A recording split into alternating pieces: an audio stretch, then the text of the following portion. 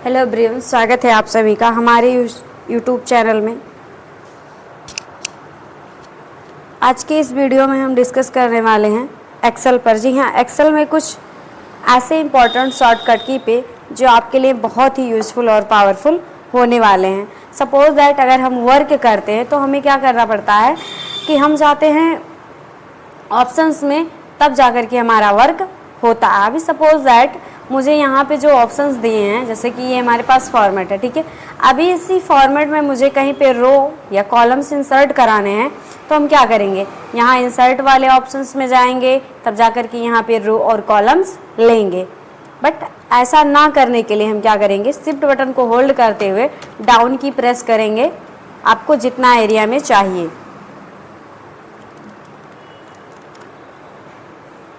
और कीबोर्ड से control shift plus press करेंगे। यहाँ पे हमारे पास बॉक्स निकल के आ जाएगा। आपको जो भी चाहिए, लेफ़्ट चाहिए, राइट चाहिए, एंटायर रो चाहिए, एंटायर कॉलम चाहिए, हमें यहाँ कॉलम चाहिए। तो आप देख सकते हैं कि एक नया कॉलम्स रेडी होकर के आ चुका है। अभी सपोज दैट मुझे इसी को डिलीट करना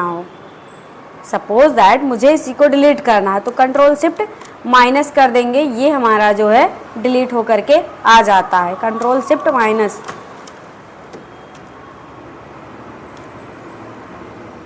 या कंट्रोल के साथ माइनस कर देने पे भी हमारा यहाँ पर आप देख सकते हैं निकल कर आ जाता है। अब यहाँ पे जैसे इंटर कर देंगे आपका डिलीट होकर के चला जाएगा। उसके बाद में सपोज दैट नेक्स्ट टॉपिक क्या आती है कि अगर ये वाली कॉलम्स, हमको ये वाली पूरी की पूरी रेंज सिलेक्ट करनी है, जिसमें मैंने येलो कलर्स में डाल रखा हुआ। अगर ये पूरी की पूरी रेंज मुझे सिलेक्ट करना है लेफ्ट से राइट, तो हम क्या करते हैं कि लेफ्ट बटन को ड्रैग करते हुए तब जा कर के सिलेक्ट करते हैं, और ऐसा करने में हमें टाइम लग जाता है। तो करना क्या है, आपको शिफ्ट बटन होल्ड करके रखिएगा, राइट की प्रेस कीजिएगा, जहाँ तक आपको ज़रूरत पड़ेगी पूरा का पूरा डेटा सिलेक्ट हो जाएगा। आप कॉपी पेस्ट करके कहीं भी इसका यूज कर सकते हैं। नेक्स्ट टॉपिक आती है कि हमें यहाँ रो के बीच में अगर कोई और रोज चाहिए होती है, तब हम कैसे इंसर्ट करवाएंगे। सपोज दैट कॉलम के बीच में तो इंसर्ट करा लेते हैं, रो के बीच में कैसे इंसर्ट कराएंगे। तो करना क्या है, यहाँ पे हम किसी भी रो पे सिलेक्ट कर लेंगे और एक पॉइंट का ऑप्शन बन रहा होगा, आप देख सकते हैं यहाँ पॉइंट बन रहा होगा।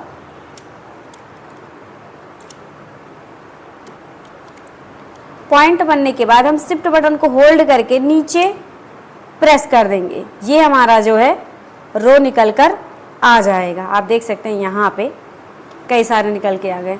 अच्छा, कुछ लोगों के दिमाग में आ रहा होगा कि ऐसे ही मुझे कई जगह पे मुझे ब्लैंक शीट चाहिए होगी, यानी कि ब्लैंक सेल चाहिए होंगे जो कि खाली हो। सपोज दैट मुझे एक के बाद मुझे दूसरी चाहिए, जैसे कि मैंने यहाँ लिखा हुआ है, ये इसके बीच में मैंने डाल दिया, यहाँ पे क्लिक किया, मैंने शिफ्ट होल्ड करके रखा, ड्रैग कर दिया, यहाँ पे आ गया। अब सपोज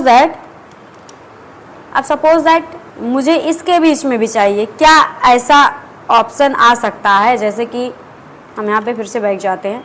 अभी सपोज दैट मैंने कहा कि इसके बीच में भी आ जाए और यहाँ इसके नीचे भी आ जाए, कुछ लिखा होता तो इसमें भी आ जाता। अभी मैं ड्रैग करके दिखा रहे हैं।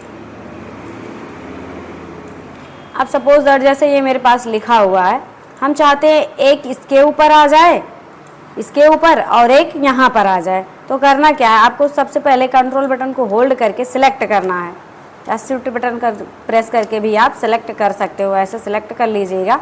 और यहाँ एक ऑप्शंस मिलेगा आपको, यहाँ पे आप देख सकते हैं प्लस का सिंबल बनता है। आप जैसे ही प्रेस करेंगे यहाँ से ड्रैग करते ही आ जाता है, आप देख सकते हैं। हाँ, अगर आप 2007 का वर्जन यूज कर रहे हैं या उससे अपडेटेड वर्जन यूज कर रहे हैं, तो उसमें कई सारे मल्टीपल रो आप एक साथ इंसर्ट करा सकते हैं। बट 7 के वर्जन में, यानी कि 2007 के वर्जन में कुछ शॉर्टकट ऐसे होते हैं जो वर्क नहीं करते हैं। जी हाँ, बट हम आपको तरीका बता दे रहे हैं, आप उस बेसिस पे कर सकते हैं। अभी जैसे कि मैंने यहाँ एक बार हम फिर से बता दे रहे हैं, सेलेक्ट किया, यहाँ सेलेक्ट किया, या फिर आप यहाँ सेलेक्ट करेंगे। जैसे सेलेक्ट करने के बाद में आप शॉर्टकट की भी प्रेस कर लीजिएगा, कंट्रोल प्लस माइनस।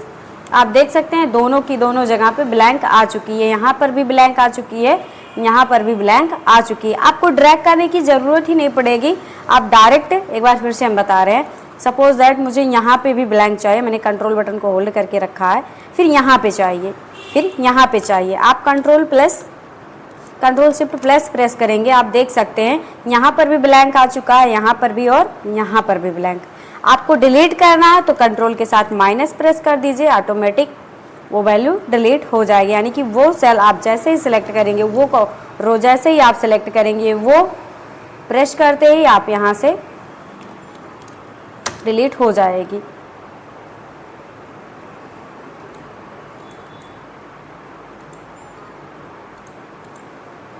उसके बाद में हमारा आता है नेक्स्ट टॉपिक। अगर मुझे इस सीट का नाम चेंज करना हो, सपोज दैट मेरा ये पेशेंट बिल स्टेटमेंट का डाटा है, अगर मैं इसमें सीट में नाम लिखना चाहते हैं कि ये मतलब सीट किस चीज़ का है, कभी कभी सीट 1, सीट 2, सीट 3 करके हमारे सिस्टम में बाय डिफ़ॉल्ट आता ही है, बट कभी कभी मुझे कन्फ्यूज़न हो जाती है कि हमने कौन सा सीट हमें ओपन करना है, कौन सा सीट हमें ओपन करना है। तो करना क्या है कि राइट क्लिक कीजिएगा, यहाँ नेम को ऑप्शंस देगा, आप जैसे ही यहाँ पे जाएंगे आपको जो भी नाम देना हो, जैसे कि यहाँ पे हम दे रहे हैं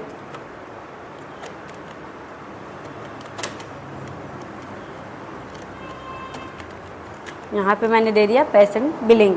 आप देख सकते हैं कि कितना इजी तरीके से आ चुका है। उसके बाद में नेक्स्ट टॉपिक है, अगर मुझे इसी फॉर्मेट को मुझे चार्ट में कन्वर्ट करना है या फिर मुझे इमेज में कन्वर्ट करना है। सपोज दैट हमें कहीं ना कहीं जब वर्क करते हैं तो एम्प्लॉयज़ से मांगा जाता है चार्ट के रूप में डेटा, कि हमको चार्ट के रूप में डेटा भेज दीजिए। तो करना क्या है, आपको अल्ट के साथ सबसे पहले तो डेटा रेंज को सिलेक्ट करना है। आप जैसे ही डेटा रेंज को सिलेक्ट करेंगे या फिर कीबोर्ड से जैसे ही कंट्रोल ए प्रेस करेंगे, जितना एरिया रहेगा या फिर जितना डेटा आपको चाहिए वो सिलेक्ट हो जाएगा। जैसे मुझे इतना डेटा चाहिए, यहाँ पे मैंने सिलेक्ट कर लिया। सिलेक्ट करने के बाद हम जैसे ही कीबोर्ड से अल्ट के साथ F1 प्रेस करेंगे, हमारा डेटा चार्ट के रूप में निकल कर आ जाएगा। और जो वैल्यू सबसे ज़्यादा रहती है वो वैल्यू भी इंक्रीज करके दिखाता है, इंक्रीज और डिक्रीज करके दिखाता है। आप यहाँ से चार्ट लेवल को चेंज भी कर सकते हैं, मतलब अपने कलर वाइज इसको रख सकते हैं जिस हिसाब से आप रखना चाहते हैं। नेक्स्ट आता है कि यही इमेज अगर मुझे चार्ट में कन्वर्ट करना है, सपोज दैट यही फॉर्मेट मुझे चार्ट में कन्वर्ट करना है या फिर इमेज में, चार्ट में कन्वर्ट करना तो मैंने बता दिया अल्ट के साथ F1। अगर यही हमको इमेज में कन्वर्ट करना है तो हम कैसे करेंगे, सबसे पहले डेटा रेंज को सिलेक्ट कर लेंगे। सिलेक्ट करने के बाद यहाँ जैसे डॉट पे क्लिक करेंगे, एज पिक्चर दिया है, यहाँ पे दिया हुआ है कॉपी पिक्चर। जैसे ही यहाँ पे आएंगे, यहाँ पे दिया है बिट मैप और यहाँ पे दिया है पिक्चर, तो हमें पिक्चर चाहिए तो हम ओके कर देंगे और फिर से आएंगे, यहाँ स्पेशल पेस्ट दिया हुआ है और यहाँ पे कर देंगे ओके।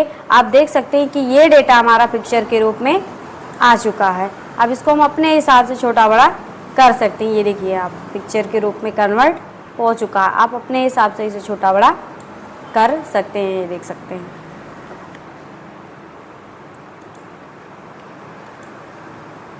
नेक्स्ट टॉपिक आती है, सपोज दैट हम कोई वर्क नाम वगैरह लिखे रहते हैं, जैसे कि मान के चलो यहाँ पे हमारा दिया है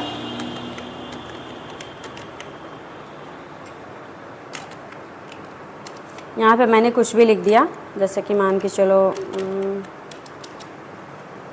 सपोज दैट मैंने ये लिख दिया। अब मुझे फुल नेम चाहिए, इसी का मुझे फुल नेम चाहिए, तो हम लोग क्या करते हैं कि फार्मूला लगाते हैं। और फार्मूला लगाने में क्या होता है कि बहुत ज़्यादा टाइम लग जाता है।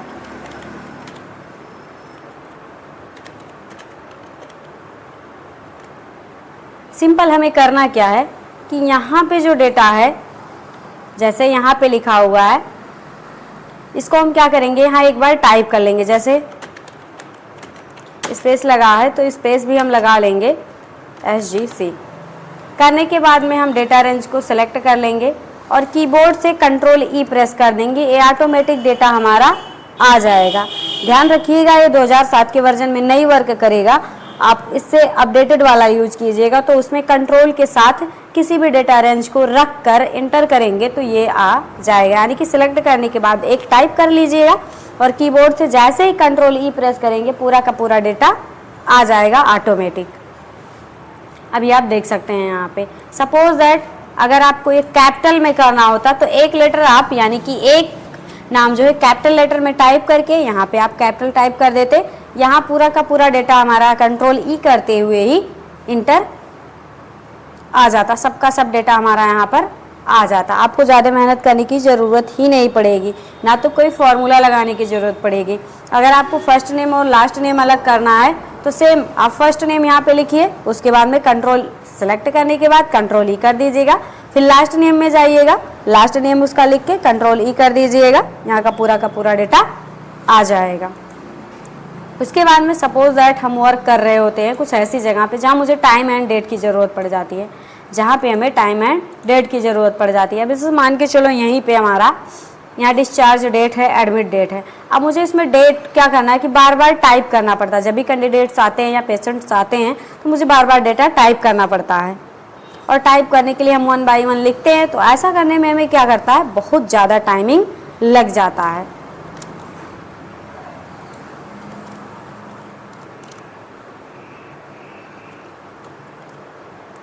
तो इसके लिए हम क्या करेंगे, यहाँ पे कंट्रोल के साथ कॉलन प्रेस करते ही हमारा यहाँ पे आ जाएगा डेट। जैसे में कंट्रोल के साथ कॉलन प्रेस करेंगे यहाँ पे आप देख सकते हैं कि डेट आ चुका है। लाइक दैट अगर मुझे टाइमिंग चाहिए तो कंट्रोल शिफ्ट के साथ सेम कॉलन वही प्रेस कर देंगे, हमारा डेटा आ जाएगा। जैसे ही हम डेटा को प्रेस करेंगे कंट्रोल शिफ्ट कॉलन, आप देख सकते हैं यहाँ पे हमारा कॉमा आ चुका है, मतलब हमें टाइमिंग आ जाएगा। और सपोज दैट अगर आप कुछ देर बाद इसे रिफ्रेश करते हैं या सेव करने के बाद फिर से इंसर्ट कराते हैं तो ये डेटा स्टैटिक ही रहेगा, मतलब स्थिर ही रहेगा, कोई बदलाव इसमें नहीं होगा।